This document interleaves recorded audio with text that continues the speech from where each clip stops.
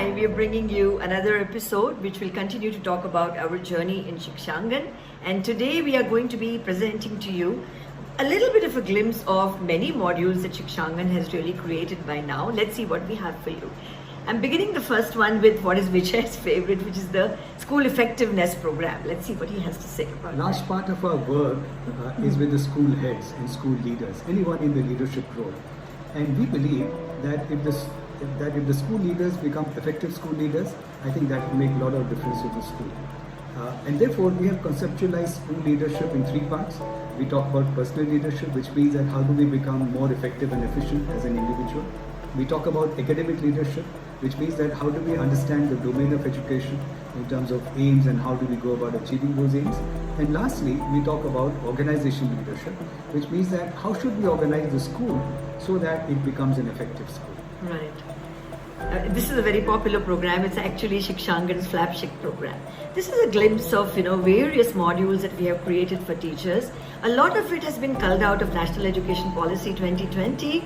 We have really scoured it and combed it and understood what they want to say and brought the right stuff to the teachers.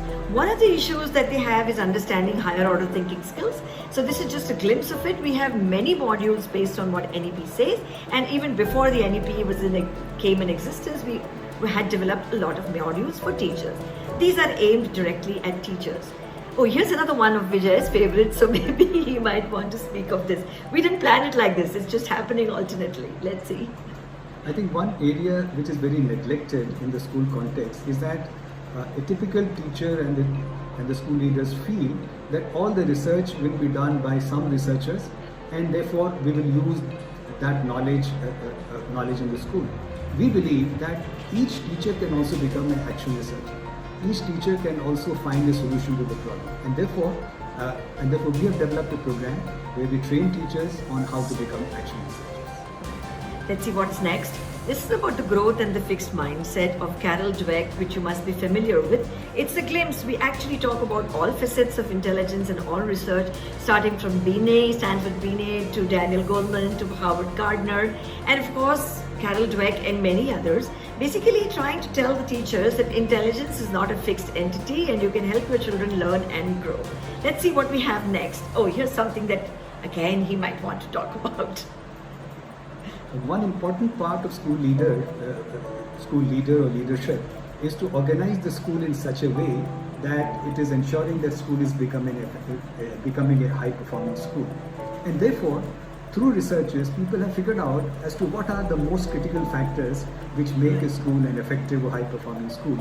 These factors are spread across school-level factors, teacher-level factors, student-level factors, and therefore, we assess the school at the stage at which it is, and then we help the schools to identify a plan, a progress plan by which it can become more and more effective.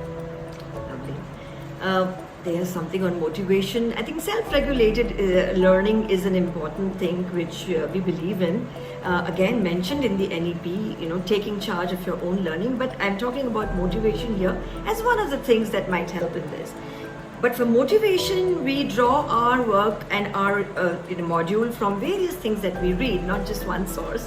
We talk about motivation of students, motivation of teachers, motivation of any individual. How do you keep yourself motivated day after day? That's the kind of glimpse we are giving you here. Here's something on 21st century skills, and I don't think I have much to say about this. I think 21st century skill has been talked about for almost 25 years now. But actually one of the frameworks which we have found very useful actually comes from World Economic Forum. And they look at these 21st century skills in three parts. They talk about foundation literacies. That means what should a student or a child understand at the foundational. It talks about certain competencies, critical thinking and such kind of thing. As well as it talks about what makes an individual a strong individual with a character. And therefore focus on it. So the next time you want to do 21st century skills, please remember this framework. Otherwise, anything is being passed on as a 21st century skill. That's all we wanted to say here. Here's probably the last slide on content, and this is something which is aimed directly at teachers and academic leadership. This is how do you master pedagogy, because that's very wisely said that you should have a reasonable control on your content, but a high degree of knowledge of the pedagogy of your subject. And that's why we do a lot of work on various pedagogies, which are again research based, as you can see on the screen. I don't have to go through each one of them. So that's a glimpse of what we do in our content. So what does Shikshangan really promise you? What is it that it brings to you with a kind of a guarantee? The last episode will conclude with that. So stay with us, like and subscribe to our channel. Thank you very much.